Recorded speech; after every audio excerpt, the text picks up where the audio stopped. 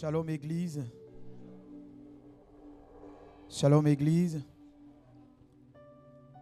Alors nous bénissons encore Dieu parce que ce soir il nous conduit dans sa présence et dans son immense amour, il veut que nous partageons quelque chose de bien. Depuis quelques jours, le Seigneur me met à cœur de parler sur la famille, sur le mariage. Et je voudrais ce soir nous permettre d'écouter quelque chose qui vient de la part du Seigneur. Je parle donc ce soir sur un thème qui s'intitule « La bénédiction nuptiale, un remède ». Écris avec moi « La bénédiction nuptiale, un remède ». Je nous prie d'ouvrir nos Bibles dans l'Évangile de Jean en son chapitre 2. Nous allons lire du premier verset jusqu'au 11e. Jean chapitre 2, du 1er au verset 11. Si nous sommes là, lèvons-nous s'il vous plaît pour honorer la parole du Seigneur Jésus-Christ. Alors voici donc ce que nous dit cette parole. Il nous dit ceci. 3 jours après, il y eut des noces à Cana en Galilée. La mère de Jésus était là et Jésus fut aussi invité aux noces avec ses disciples. Le vin ayant manqué, la mère de Jésus lui dit, « Ils n'ont plus de vin. » Jésus lui répondit, « Femme, qu'y a-t-il entre moi et toi? Mon heure n'est pas encore venue. » Sa mère dit au serviteur, « Faites ce qu'il vous dira. » Or, il y avait là 6 vases de pierre destinés aux purifications des Juifs et contenant chacun 2 ou 3 mesures.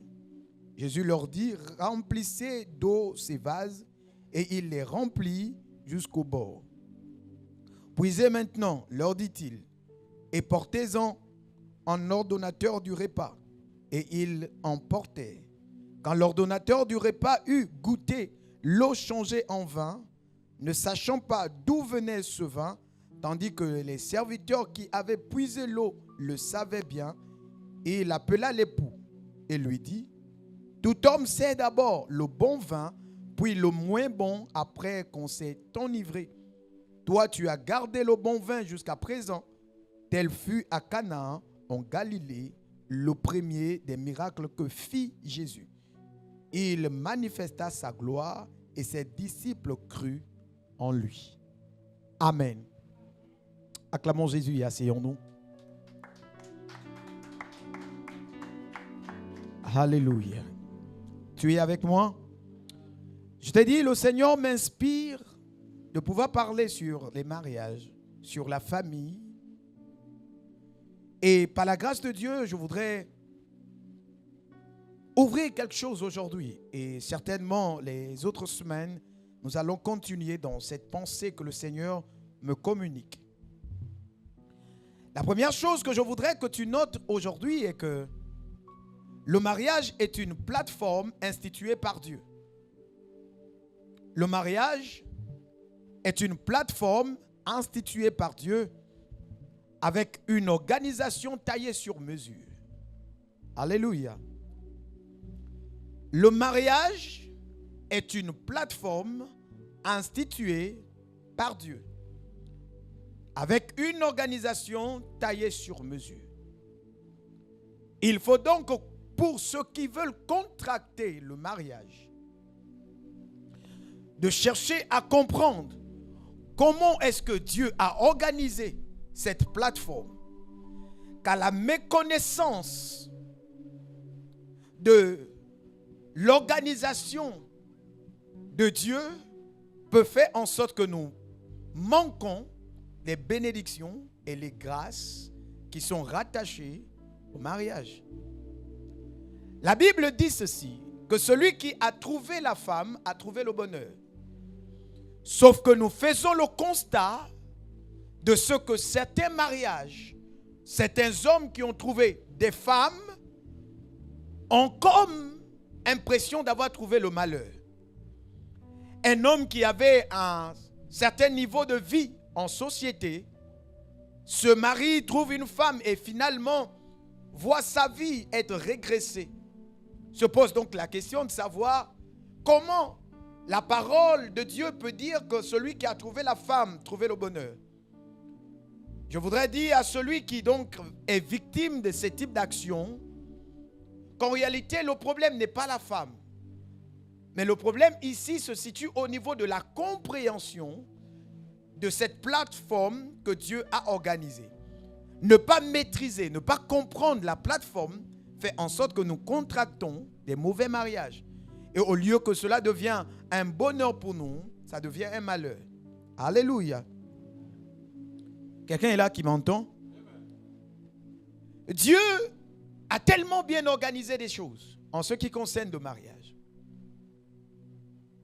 Et il y a dans la Bible, dès la genèse de l'organisation du mariage, des éléments qui sont plantés, constitués par Dieu, que l'homme que tu es, que je suis, doit comprendre pour pouvoir contracter un mariage. Quelqu'un me donne un bon amen. La Bible me dit ceci, que quand Dieu façonna toutes choses, il mit l'homme dans un jardin.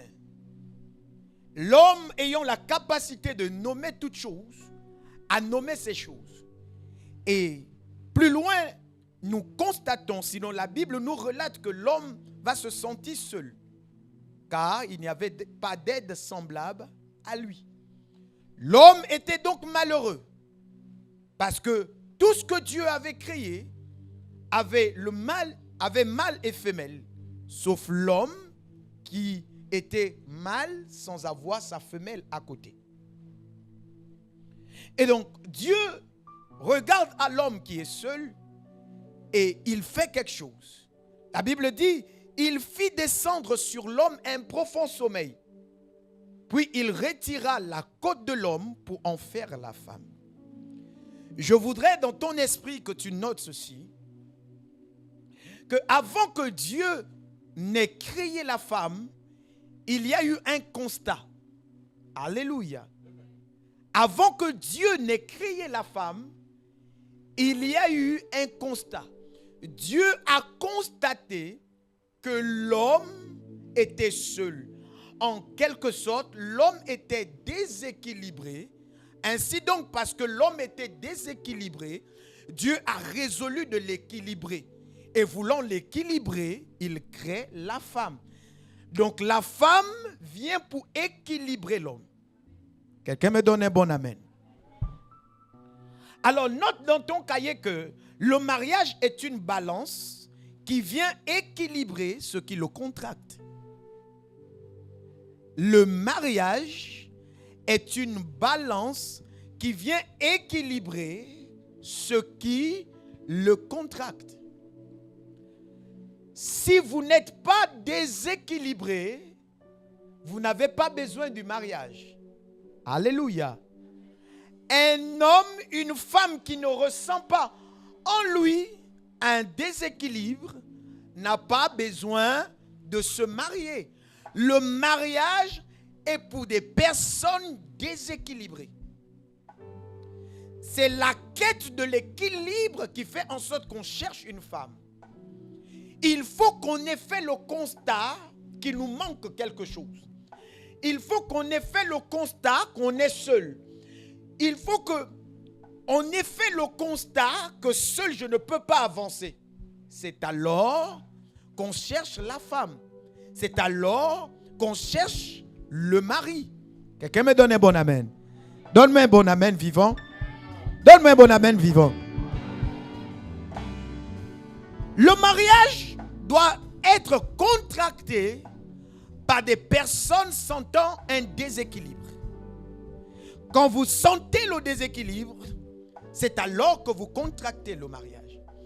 Sauf que aujourd'hui, la société nous a enseigné autrement, en nous disant qu'il faut d'abord se faire avant de chercher la femme. En quelque sorte, il faut déjà être équilibré avant de chercher la femme. Et c'est là, en réalité, le véritable problème. La femme ne doit pas venir dans la vie de l'homme quand il est déjà équilibré. Car quand il est équilibré, quelle est la partition de la femme qui vient?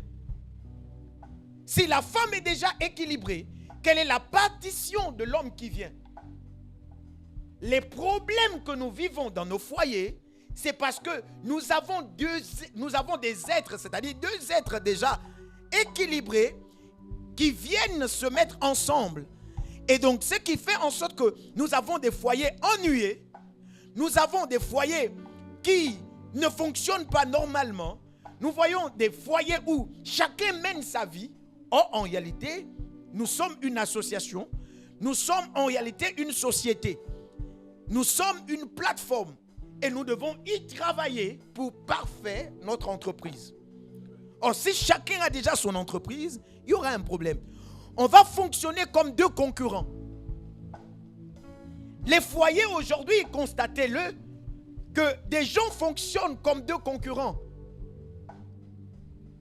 C'est-à-dire, quand l'homme dit « je suis l'homme et que je peux faire ça », la femme aussi a le pouvoir de dire « mais c'est aussi moi qui ai acheté ça ». Vous voyez, on a cette chose-là qui ressemble à une concurrence de deux entreprises qui se discutent le marché, qui va être le chef de la famille. Or, Dieu a organisé des choses de sorte que l'homme soit le chef de la famille et que la femme soit celle qui organise la famille. Donc, deux êtres déséquilibrés qui se retrouvent et qui s'organisent, alléluia, de manière à ce qu'ils aient une maison équilibrée. Quelqu'un me donne un bon amen. Vous êtes équilibré, vous n'avez pas besoin de la femme. Tu sais déjà tout faire. Il y a des femmes qui savent déjà tout faire. Elles savent chercher l'argent. Elles savent comment parler. Elles savent comment gérer tout ça. Il y a un problème. Est-ce que ça veut dire que nous ne sommes pas d'accord sur le fait qu'une femme travaille? Non, ce n'est pas ce que nous disons. Nous sommes simplement en train de dire que, au-delà de ce que la société nous présente, en tant que fils du royaume, nous ne devons pas oublier ce que Dieu a mis ou a organisé dans notre société. Alléluia. En tant que chrétiens. Si nous oublions ces concepts, nous vivrons dans nos vies des situations compliquées. Nous allons vivre des choses assez compliquées. S'il vous plaît, laissez-moi vous le dire. Aujourd'hui, monsieur veut travailler. Et c'est normal d'ailleurs pour l'homme de travailler. Madame veut également travailler. Regardez ce qui s'est passé. J'ai un ami qui, avant-hier, a perdu son enfant dans l'incendie. Un enfant de 4 ans. Ça m'a fait très mal. Mais l'enfant meurt dans l'incendie comment? Parce que papa est au travail, maman est au travail. Les enfants restent seuls à la maison. Et il y a incendie. Le plus petit n'a pas pu s'échapper. Et il a été calciné dans l'accident. La société nous dit à la femme que c'est normal. C'est normal que tu abandonnes ta famille. Tu abandonnes le plan de Dieu parce que le plan de Dieu est que la femme reste à la maison et gère son foyer, éduque les enfants, soigne les enfants, puisse prendre soin de l'enfant. Mais la société aujourd'hui nous dit autre chose, que ce n'est pas normal, que la femme qui est à la maison, qui prend soin de sa famille, est une femme qui n'est pas émancipée, qui n'est pas évoluée, qui ne comprend rien. C'est ce que la société nous dit. Mais ce n'est pas ce que la parole de Dieu dit. L'homme a le devoir d'aller chercher de quoi nourrir sa famille. Et la femme a le devoir de prendre soin d'éduquer les enfants. La figure paternelle est donc cette figure qui impose un certain type de respect aux enfants pour obéir aux préceptes ou encore à des consignes données par la mère. Alléluia. Mais la société, notre société aujourd'hui a tout renversé et tout devient très bizarre. Alléluia. Et nous pouvons donc vivre tout ce que nous vivons aujourd'hui. Ça fait très mal, mais c'est la société qui nous dit ces choses. Dieu a très bien organisé la famille. C'est deux êtres déséquilibrés. Une femme qui n'a pas de moyens pour subvenir à ses besoins. Un homme qui n'a pas trop d'intelligence, trop de sagesse pour bâtir sa maison. Lui, il manque de capacité de pouvoir bâtir sa maison. Elle manque de quoi se nourrir, de quoi prendre soin d'elle. Le mari vient combler ce vide et elle comble le vide de son mari. Et les deux deviennent équilibrés. Alléluia. Voilà comment Dieu a organisé la famille. Voilà comment Dieu a organisé la famille. Mais la société nous dit autre chose. Et c'est très dangereux. Le Seigneur m'a amené depuis avant-hier à parler sur ces choses. Il m'a enseigné. Et n'oublie pas que je suis en train de parler sur un thème qui s'intitule La bénédiction nuptiale, un remède. Le Seigneur m'a amené à comprendre le remède qu'est la bénédiction nuptiale. Un remède méprisé même par beaucoup de chrétiens. Car il y a aujourd'hui des chrétiens qui contractent des mariages, mais qui oublient le pan de la bénédiction nuptiale. C'est-à-dire, ils font simplement le mariage coutumier, la mairie, et la bénédiction nuptiale est mise à côté. Alléluia. C'est mis à côté. Ou encore, on trouve qu'on pourra le faire un autre jour. On trouve qu'on peut le faire prochainement. Ce n'est pas urgent. Mais laissez-moi vous dire que c'est plus que urgent de faire la bénédiction nuptiale. Quelqu'un me donne un bon amen? Pourquoi? Parce que le mariage a des étapes. Et dans le mariage, dans les étapes du mariage, il y a deux étapes essentielles. L'étape qu'on appelle l'étape de la découverte et l'étape qu'on appelle l'étape de la confrontation. Ces deux étapes-là sont des étapes qui maintiennent le mariage ou qui détruisent un mariage. L'étape de la découverte et l'étape de la confrontation. Ces deux étapes ont le pouvoir de maintenir un mariage, ont également un pouvoir de détruire un mariage. Quelqu'un me donne un bon amen. Et à cause du pouvoir de ces deux étapes de mariage, c'est pourquoi la bénédiction nuptiale est essentielle. Car ce sont des périodes qui sont des périodes indépendamment de nous. Que nous le voulions ou pas, ce sont des étapes qui arrivent dans un foyer, dans un couple. Que vous le vouliez ou pas, ça ne dépend pas de vous, ça va arriver. Mais quand ça arrive, comment est-ce que vous arrivez à gérer cette étape? C'est là où nous avons besoin de la bénédiction nuptiale. Alléluia. Quelqu'un me donne un bon amen? Regardez le texte que nous avons lu dans Jean chapitre 2. Jean chapitre 2, à partir de son premier verset. Il nous dit ceci, il dit, 3 jours après, il y eut des noces à Canaan en Galilée. La mère de Jésus était là. Et Jésus fut aussi invité aux noces avec ses disciples. Ce monsieur est en train de contracter le mariage. Je vous ai dit que le mariage est une institution divine. Le mariage est une institution divine. Donc, ce qu'ils sont en train d'accomplir est la volonté de Dieu. Dieu désire que chaque homme ait sa femme, que chaque femme ait son mari. Alléluia. Et que les deux soient ensemble selon son plan parfait établi. Pas que tu ramasses la pauvre fille et que tu l'amènes simplement dans ta maison, mais que tu l'honores devant ses parents et que tu l'honores devant Dieu. Vous habitez ensemble, alléluia, selon la volonté de Dieu. C'est comme ça que devrait se constituer un mariage. Donc, se marier, c'est accomplir en réalité la volonté parfaite de Dieu.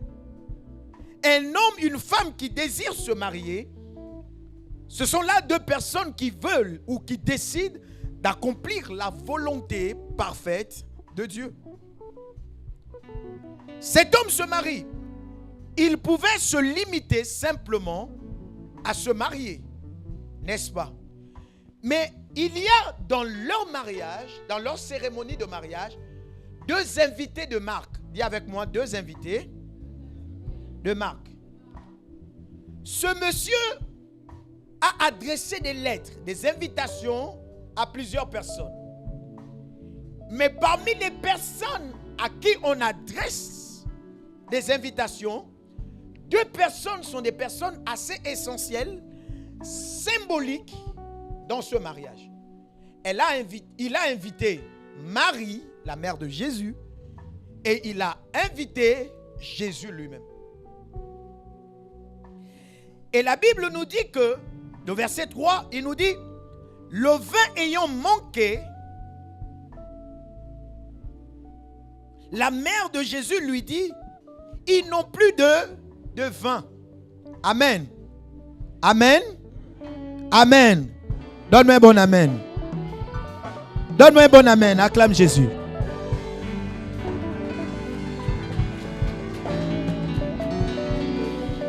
Amen. La Bible nous dit que il a invité Marie et il a invité Jésus. Mais pendant que la fête est en train de battre son aile, il y a un constat qu'on fait, c'est que le vin va manquer. Dis avec moi, le vin va manquer. Je veux t'amener à comprendre la symbolique du vin. Le vin qui manque au mariage. C'est quoi le vin? Le vin symbolise la joie. Écris-le. Le vin symbolise la joie.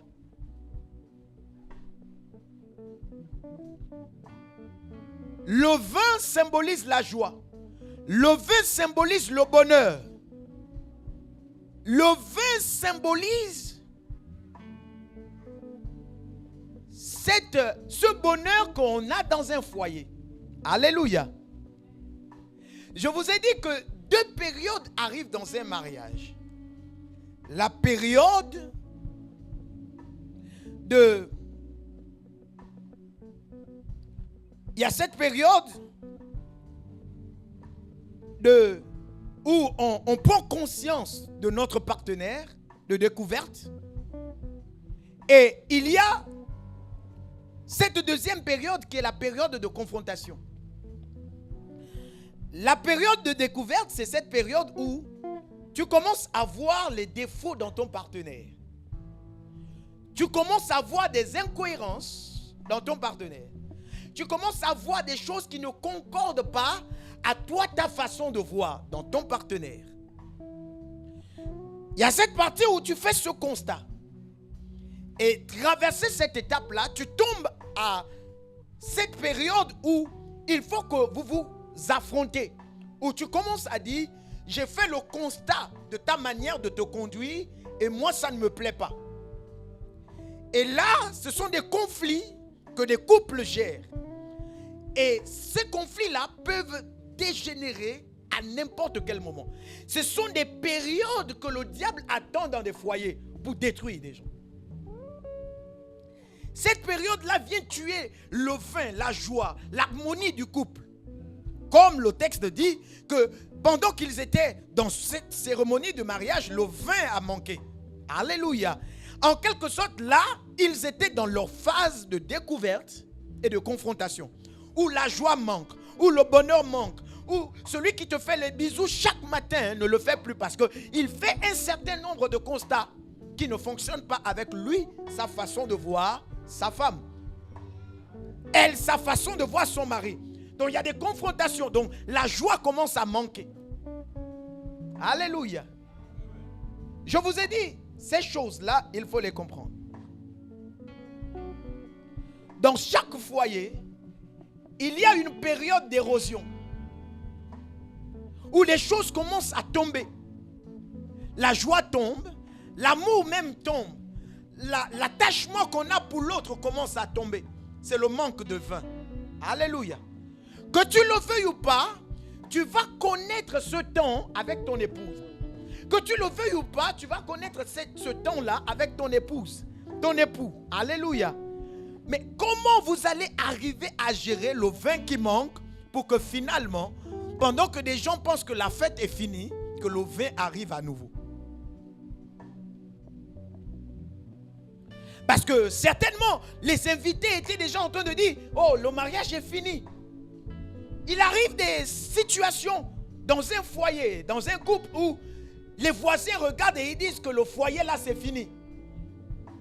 On vous observe, la manière dont vous vous injuriez, la manière dont le monsieur se comporte à l'heure qu'il rentre, comment est-ce que la femme le traite, comment des choses arrivent, indépendamment de vous.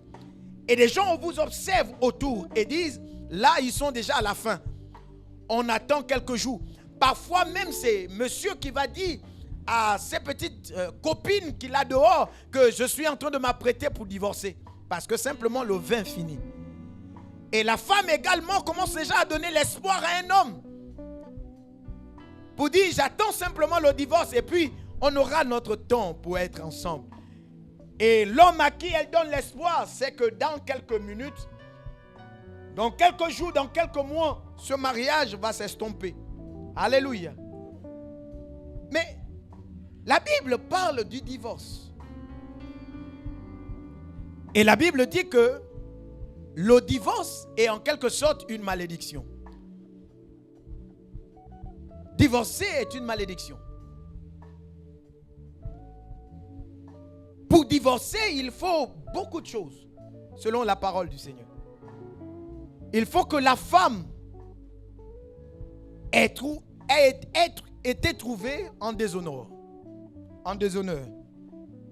C'est-à-dire, il faut qu'on ait trouvé la femme en délire d'adultère. Ce sont des conditions qui permettent à un homme de divorcer. Alléluia. Mais sauf que nous voyons aujourd'hui des divorces qui ont lieu, pas parce que madame a trompé monsieur, pas parce que monsieur a trompé madame, mais parce qu'il y a eu des incompréhensions. Les incompréhensions ne sont pas des motifs selon la parole de Dieu pour divorcer. Car cela était prévu dans un foyer. Il y a dans chaque foyer une saison de pluie et une saison sèche. Il y a des périodes de confrontation. Ne vous embêtez pas. Tous les couples que vous voyez joyeux, heureux sur les réseaux sociaux, qui semblent être des très beaux couples, des couples exemplaires, connaissent les périodes d'érosion, des périodes de tension. Ne vous y trompez pas. Ne pensez pas que l'herbe est verte chez les autres. C'est juste la compréhension de certaines choses qui permet de bien gérer des situations qu'ils traversent. Alléluia. Quelqu'un me donne un bon amen? Le vin finira dans tous les foyers. Mais le vin qui finit, et les invités qui observent au loin que la fête, parce que quand le vin finit dans une fête, la fête est terminée. Car c'est bien le vin qui maintient l'événement. Quand la joie finit dans un foyer, en réalité, ce que nous attendons, c'est le divorce. Quand le bonheur, quand l'amour finit dans un foyer, le dernier recours, c'est le divorce. Et il y a des gens qui attendent que tu divorces. Il y a des gens qui attendent. Même toi qui es fiancé, il y a des gens, vous connaîtrez cette période, des gens attendent et voient, observent que bientôt ça va finir. Mais vous, en réalité, au-delà de tout ce que vous traversez, il y a quelque chose qui vous maintient et qui vous dit que vous êtes faits l'un pour l'autre.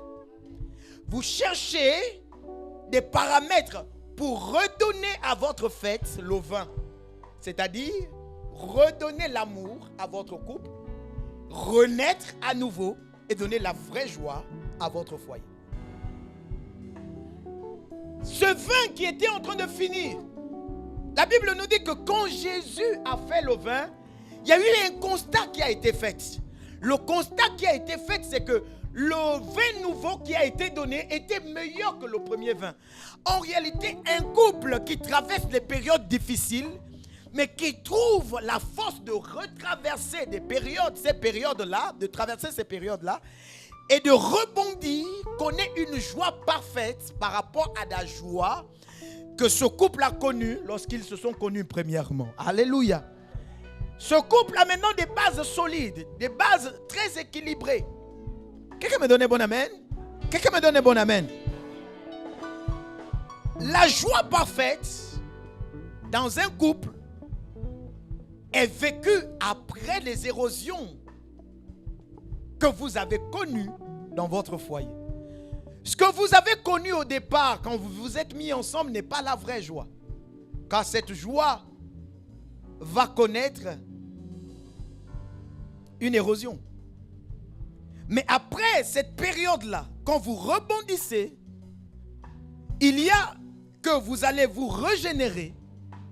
Et à partir de la régénération, vous commencez à vivre les meilleurs d'un foyer, d'un couple. Alléluia. Le vin rend joyeux, selon que la Bible le dit. Regarde un peu Juge chapitre 9, le verset 13, il nous dit ceci. Mais la vigne leur répondit, renoncerai-je à mon vin qui réjouit Dieu et les hommes pour aller planer sur les arbres? Alléluia. Le vin réjouit le cœur de Dieu, réjouit le cœur des hommes. Le vin est la symbolique et le symbole de la joie dans un foyer. Alléluia. Le psaume 104, le verset 15 nous dit, le vin qui réjouit le cœur de l'homme et fait plus que l'huile resplendit son visage et le pain qui soutient le cœur de l'homme.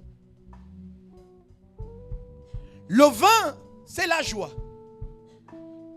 Le vin, c'est une plateforme sur laquelle une famille, un foyer, un mariage est placé. Un mariage, un foyer où il n'y a plus le vin, alléluia, où il n'y a plus la joie, ce foyer-là devient toxique. Si monsieur ne peut plus rire avec madame, si madame ne peut plus rire avec monsieur, si quand monsieur est au salon, madame doit être dans la chambre, écoutez, ce foyer n'a plus le droit d'avoir lieu. Ce qui est essentiel pour un foyer, alléluia, ce qui est essentiel pour un foyer, c'est bien la joie que les couples doivent partager. Quelqu'un me donne un bon amen. Donne-moi un bon amen. Acclamons Jésus, acclamons Jésus.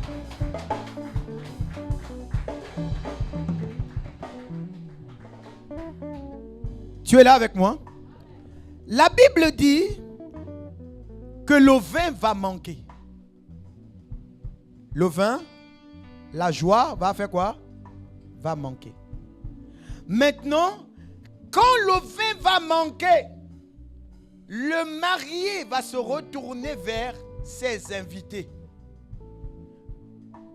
Mais pas vers n'importe quel invité. Le marié se retourne vers la personne qu'on appelle Marie, la mère de Jésus. Maintenant, imaginez-vous un seul instant que Marie n'avait pas reçu l'invitation. Imaginez-vous un seul instant que Jésus n'avait pas reçu le billet d'invitation.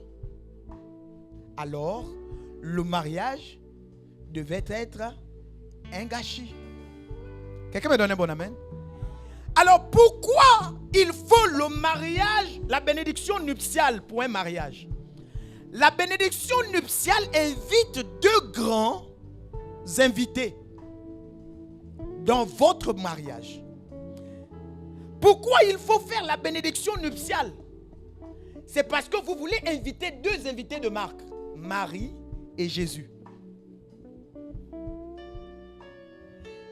Le mariage a été institué par Dieu. Mais dans le mariage, dans son organisation, n'oubliez jamais d'inviter Jésus et d'inviter Marie. Car ce sont ces deux personnes-là qui vous permettent de rebondir lorsque votre mariage connaît l'érosion. Lorsque le vin commence à finir, il faut qu'il y ait des sponsors, des personnes capables de redonner le plaisir, le goût que vous êtes en train de perdre. Et ces personnes-là, c'est Jésus et Marie. Celui qui se marie et qui ne fait pas la bénédiction nuptiale a simplement décidé de mettre Dieu de côté.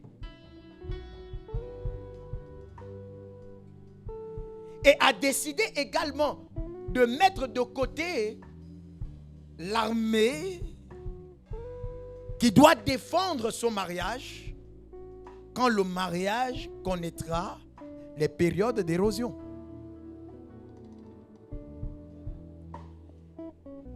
Quel était l'apport de Marie dans ce mariage? Marie a joué le rôle d'intercesseuse. Le vin est fini et il présente la situation à Marie. Et Marie va intercéder auprès de Jésus qui est Dieu. Il faut noter que un mariage qui manque l'intercession est un mariage mort. L'invitation de Marie à son mariage, c'est inviter cette dimension d'intercession dans son mariage. Il faut que les couples aient dans leur esprit les temps d'intercession. Si vous contractez un mariage et que vous ne connaissez pas les temps d'intercession, il n'y aura rien pour soutenir votre mariage quand vous serez dans des temps difficiles. Le problème ici, c'est que les gens veulent intercéder, veulent prier pour leur mariage quand ils sont déjà dans les problèmes. On n'a pas invité Marie quand le vin a manqué. On a invité Marie avant même que le mariage ait lieu. Quelqu'un me donne un bon amen. Quelqu'un me donne un bon amen. Quelqu'un acclame mon Jésus.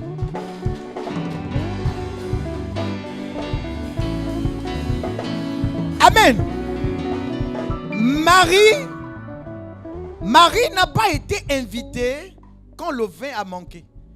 Marie a été invitée avant que le mariage ait lieu.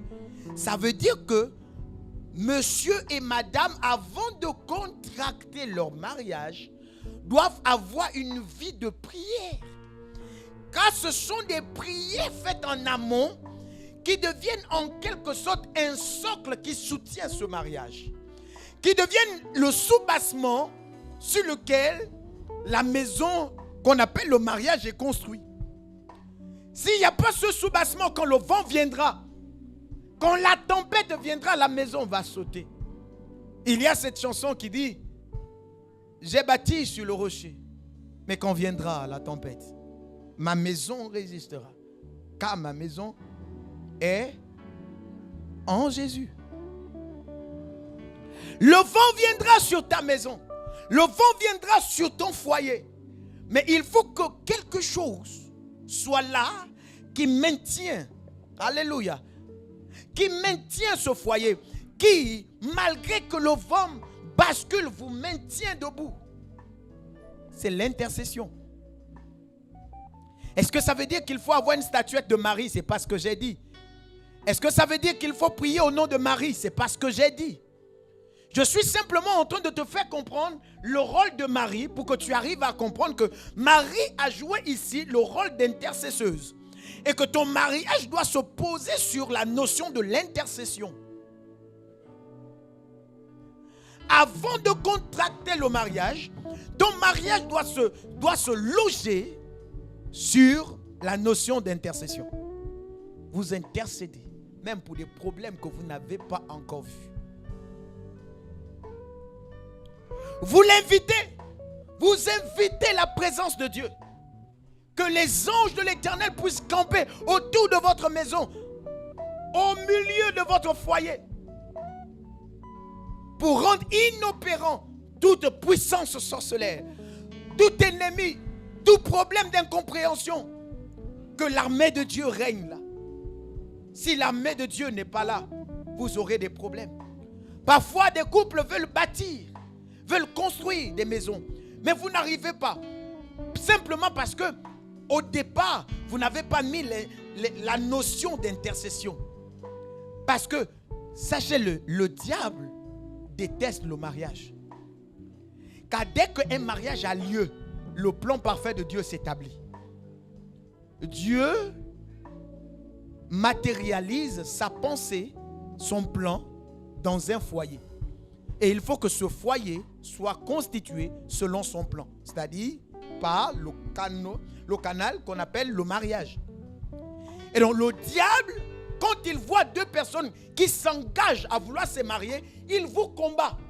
Des incompréhensions naissent, des problèmes surgissent. Les vieux problèmes que vous avez enterrés il y a 12 ans reviennent. Les parents qui riaient avec ta femme depuis longtemps commencent à la mépriser. Voyant ta femme comme une sorcière, voyant ton homme comme un sorcier, comme celui qui va venir détruire la vie de leur fille. Subitement, leur fille coûte très cher.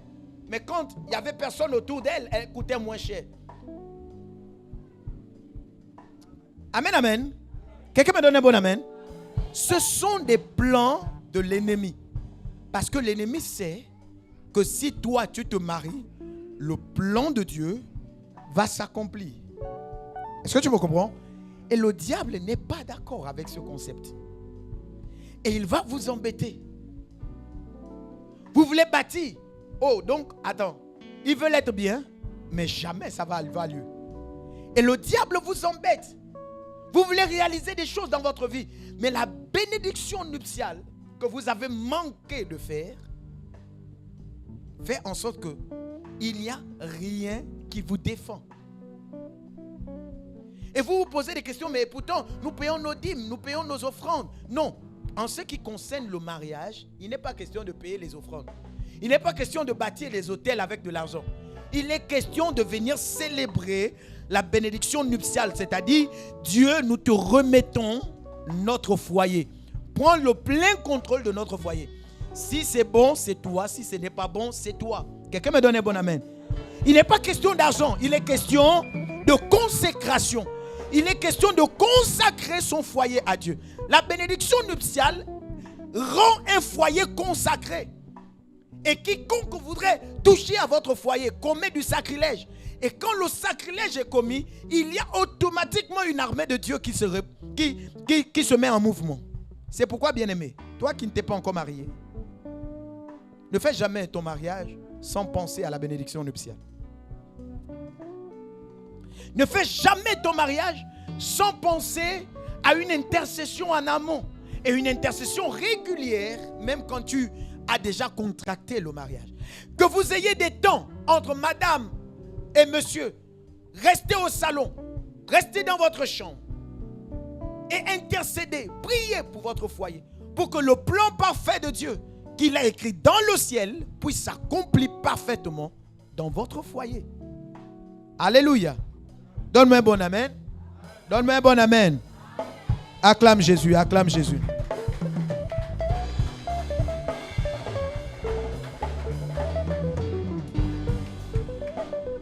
Le couple ne s'est pas contenté seulement d'inviter l'intercession, Marie.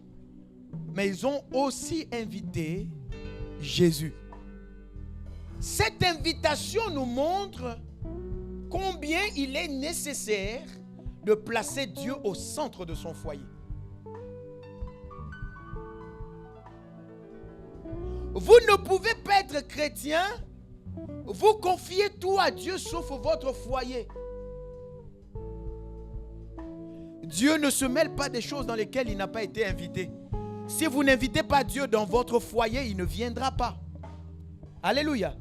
Si vous n'invitez pas Dieu dans votre mariage, quand le mariage va battre les ailes, même quand vous serez chrétien, Dieu n'interviendra pas. Vous ne l'avez pas invité. Il ne viendra pas. Il ne viendra pas.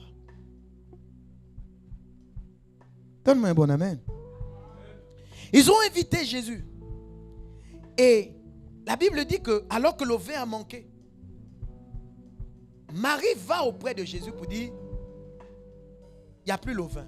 Ce qui est bizarre, la Bible précise ici que ce fut le premier mariage et le premier miracle que Jésus a fait. Ça veut dire qu'avant ce miracle-là, Marie n'avait jamais vu Jésus faire un miracle.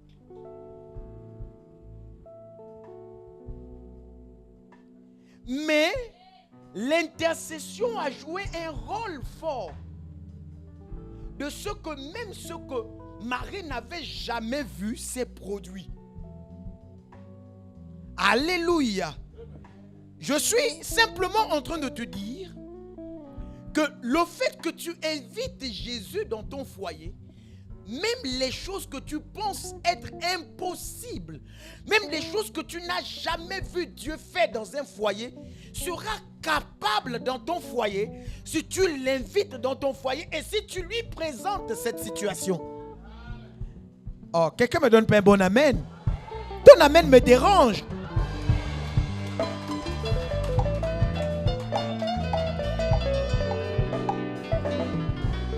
Amen. Amen. Elle n'avait jamais vu Jésus faire un miracle. Elle ne savait pas. En fait, elle n'avait jamais vu ce Jésus-là transformer de l'eau en vin. Mais elle dit quand même, faites ce qu'il va vous demander. Et ce qui est bizarre, Jésus donne une réponse. Il dit, femme, qu'y a-t-il entre toi et moi? Ce n'est pas encore mon heure. Ça veut dire que Jésus n'était pas encore entré dans son temps de commencer à opérer des miracles. Mais il l'a quand même fait. Bien que ce n'était pas encore son heure de commencer à faire des miracles, mais il l'a quand même fait à ce mariage-là.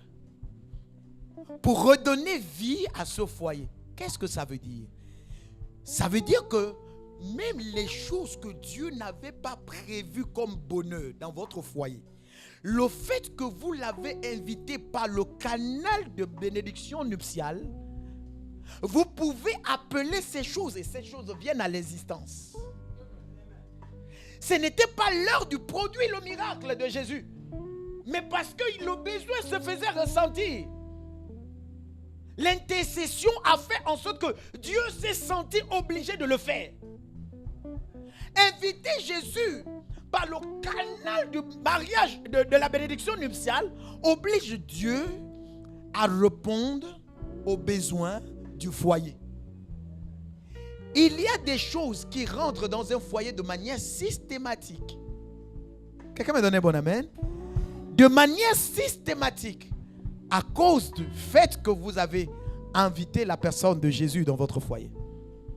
Si vous comprenez ces notions, vous irez très loin. Alléluia. Tu me comprends? Nous devons placer la personne de Dieu au centre de notre foyer. Placer la personne de Jésus au centre de notre foyer. Et pour placer Jésus au centre de notre foyer, c'est en contractant la bénédiction nuptiale.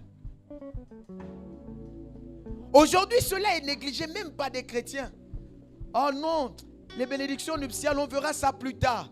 Oh non, on fera le mariage religieux quand on sera vieux. Parce que ça, quand on fait ça, il n'y a plus le divorce. Ça veut dire que vous mettez même dans votre esprit que vous allez divorcer plus tard. Vous voyez comment le raisonnement des gens. Parce que quand on a déjà fait le mariage religieux, quand on a déjà fait la bénédiction nuptiale, on ne peut plus divorcer. Mais oui, c'est ça le but. La bénédiction nuptiale a pour but de maintenir le foyer face aux vents et marées, de maintenir le foyer. L'Esprit de Dieu m'a parlé de ces choses. Beaucoup de foyers manquent de vivre des choses. Manquent de vivre des choses. Parce qu'elles n'ont pas compris ces choses que je vous explique aujourd'hui. Il faut que pour chaque couple, il faut que pour chaque couple, vous cultivez une vie spirituelle de prière. Alléluia. Ce n'est pas normal que nous voyons dans l'église des personnes qui se marient et qui bafouent la notion de mettre Dieu au centre de leur mariage. C'est bien que vous vous mariez, mais c'est mieux de mettre Dieu au centre de ce mariage. Bien-aimés, l'érosion viendra dans vos foyers, que vous le vouliez ou pas. Mais l'intercession et la présence de Christ vous aident à maintenir des choses. Je ne vais pas m'étendre dans mon message aujourd'hui. J'ouvre aujourd'hui un pan dans ce sens. Et par la grâce de Dieu, la semaine prochaine, nous allons continuer. Il est important pour un couple de maintenir l'intercession, la prière. Il est important pour un couple d'inviter Dieu dans leur maison. Intercéder ne signifie pas inviter Dieu. Il y a intercéder, il y a inviter Dieu. La présence de Marie, c'était l'intercession. La présence de Jésus, c'était mettre Dieu au centre du foyer. Alléluia. Il y a des gens qui pensent que comme toi et madame, vous priez, ça suffit. Non, ça ne suffit pas. L'intercession seule ne suffit pas. Mais il faut que votre intercession soit adressée à une divinité. Mais cela est adressé à la divinité que vous avez invitée dans votre foyer. Si Dieu n'a pas été invité, quand vous lui adressez des intercessions, il ne reçoit pas. Ça devient des intercessions irrécevables. Il faut d'abord l'inviter avant que vos intercessions soient reçues. Amen. Quelqu'un me donne un bon amen. Quelqu'un me donne un bon amen. Alors voici donc quelques paroles que je te donne ce soir. Je prie que le Seigneur travaille avec toi et que tu arrives à comprendre ces choses. Bien-aimé, si tu comprends ces choses, tu auras un foyer en harmonie. Le but, c'est que ton foyer soit en harmonie. Car celui qui a trouvé la femme a trouvé le bonheur. Il doit trouver le bonheur. Il n'est pas question que tu trouves la femme et que ça soit un malheur pour toi.